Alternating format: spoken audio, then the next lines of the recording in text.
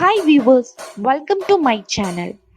Arjin BJ Trend channel சார்பாக உங்கள் அனைவருக்கும் எங்கள் இதயம் நிறைந்த ஓணத் திருநாள் நல்வாழ்த்துக்கள். இன்னைக்கு நம்ம சேனல்ல ரொம்பவே சிம்பிளான ஒரு ஸ்வீட் ஐட்டம் தாங்க பார்க்க போறோம். நம்ம வீட்டில் இருக்கிற கோதுமை மாவு, சுகர் இந்த ரெண்டையும் வச்சு டேஸ்டியான ஹல்வா எப்படி நம்ம ஈஸியா ப்ரிப்பேர் பண்ணலாம் அப்படிதான் நம்ம பார்க்க போறோம். ஸோ இது எப்படி பண்ணுறதுன்னு பார்க்குறதுக்கு முன்னாடி இப்போ தான் நம்ம சேனலை ஃபர்ஸ்ட் டைம் பார்க்குறீங்கன்னா மறக்காமல் சப்ஸ்கிரைப் பண்ணுங்கள். அப்படியே பக்கத்தில் இருக்கிற பெல் ஐக்கானையும் கிளிக் பண்ணுங்கள். அதோட வீடியோ எல்லாரும் ஸ்கிப் பண்ணாமல் பாருங்கள். வாங்க இப்போ வீடியோக்குள்ளே போகலாம். இதுக்கு நான் இந்த கப் அளவுக்கு 2 கப் கோதுமை மாவு எடுத்துக்கிறேன். பாருங்கள், இந்த கப்பு தான் நான் மெஷர்மெண்ட்டாக வச்சுருக்கிறேன். நீங்கள் எந்த கப்பால் அளக்குறீங்களோ அதே கப்பை லாஸ்ட் வரைக்கும் மெஷர்மெண்ட் கப்பாக வச்சுக்கோங்க. நான் இந்த கப்புக்கு 2 கப் கோதுமை மாவு எடுத்து நம்ம சப்பாத்தி மாவு பதத்துக்கு கொஞ்சம் லூஸாக பிசைஞ்சிக்கலாம். சப்பாத்தி மாவை விட கொஞ்சம் லூஸாக பிசைஞ்சுக்கோங்க. இந்த மாதிரி பிசைஞ்சு வச்சுக்கோங்க.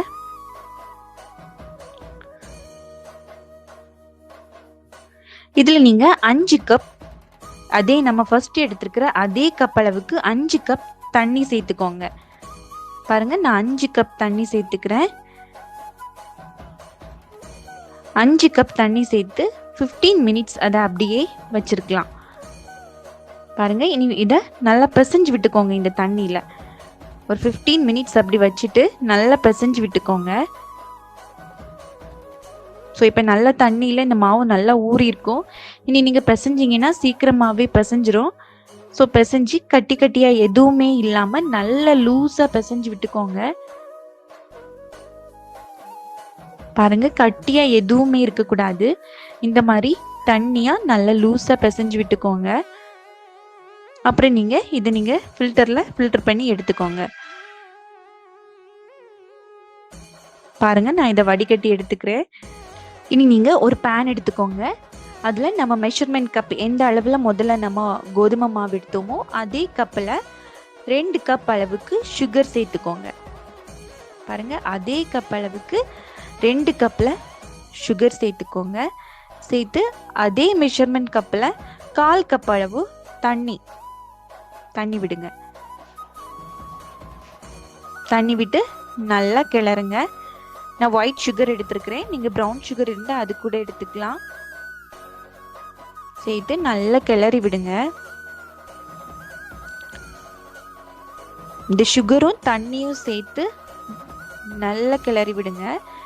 இது கொஞ்சம் கலர் சேஞ்ச் ஆகணும், அது வரைக்கும் நல்லா கிளறி விடுங்க. ரொம்ப ப்ரௌன் கலராக தேவையில்லை, லைட்டாக கலர் சேஞ்ச் ஆனாலே போதும்.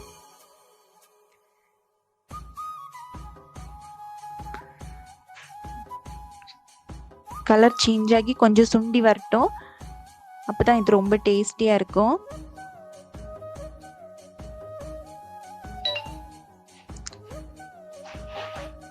பாருங்க, உங்களுக்கு பார்த்தாலே தெரியுது கொஞ்சம் கலர் சேஞ்ச் ஆக தொடங்குது.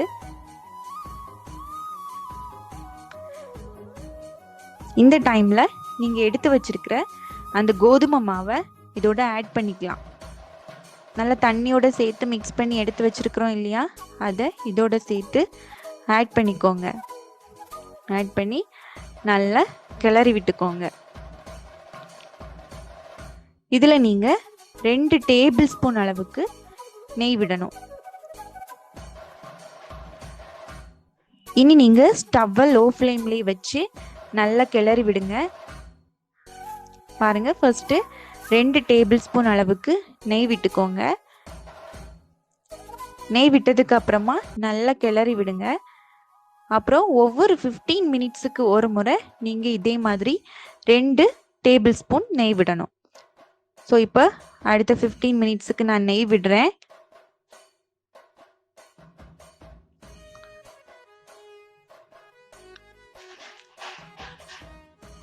இதே மாதிரி ஒவ்வொரு 15 மினிட்ஸுக்கு ஒரு முறை நெய் விட்டுக்கோங்க. இது செய்கிறது ரொம்ப சுலபம். நீங்கள் கோதுமை மாவும் சுகரும் இருந்தால் மட்டும் போதும், இது ஈஸியாக செஞ்சிடலாம்.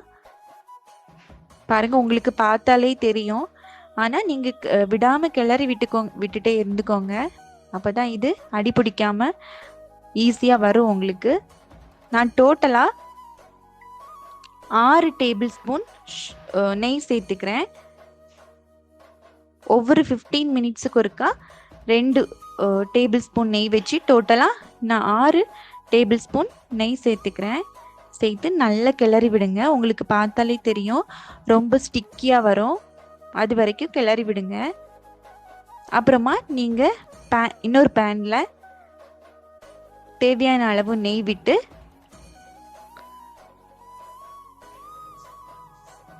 முந்திரி பருப்பை வறுத்தி எடுத்துக்கலாம். நெய் காஞ்சதும் முந்திரி பருப்பை போட்டு வறுத்தி எடுத்துக்கலாம். இது உங்களுக்கு ஆப்ஷனல் தான்.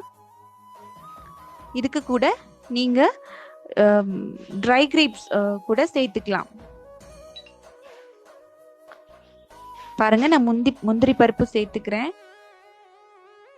சேர்த்து பாருங்க, இவ்வளவுதாங்க. ரொம்பவே டேஸ்டியான ஒயிட் ஹல்வா ரெடி ஆயிட்டு. கண்டிப்பாக எல்லாரும் உங்கள் வீட்டில் செஞ்சு பாருங்க.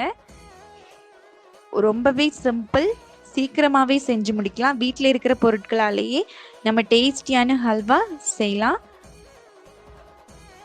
இந்த வீடியோ உங்களுக்கு பிடிச்சிருந்துன்னா மறக்காமல் லைக் பண்ணுங்கள், ஷேர் பண்ணுங்கள், அதோட சப்ஸ்கிரைப் பண்ண மறந்துடாதீங்க.